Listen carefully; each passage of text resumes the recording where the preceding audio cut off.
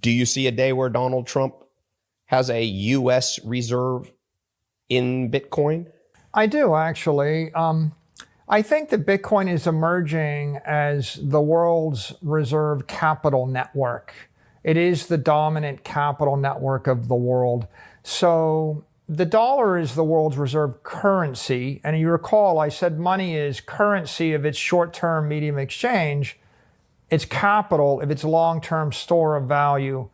And if I wanted to send $1 billion from one point on the earth to the other, right? The choice is ship $1 billion of gold, move $1 billion building, or send Bitcoin, or send $1 billion of paintings. You can see paintings aren't fungible. They don't make good money. A building isn't portable. It doesn't make good money.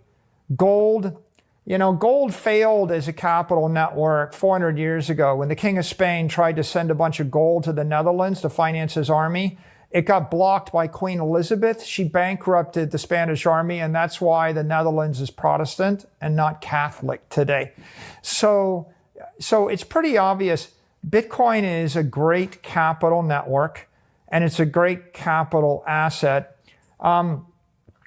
It makes sense for the U.S. to own it, because if the U.S. owns that capital network, then anybody that wants to sell their Russian real estate or their Chinese natural gas fields is going to buy Bitcoin. So if you know where everybody's going, if you know everybody in the rest of the world is going to Bitcoin, and if you know everybody in the 20th century is going to trade their 20th century assets for 21st century assets, you might as well buy a big chunk of the network so that when they get there, you're the beneficiary of it. And I think Trump is a pretty good business person, and this is an economic brilliant stroke. So I think that they get it, they understand it, and we will see the U.S.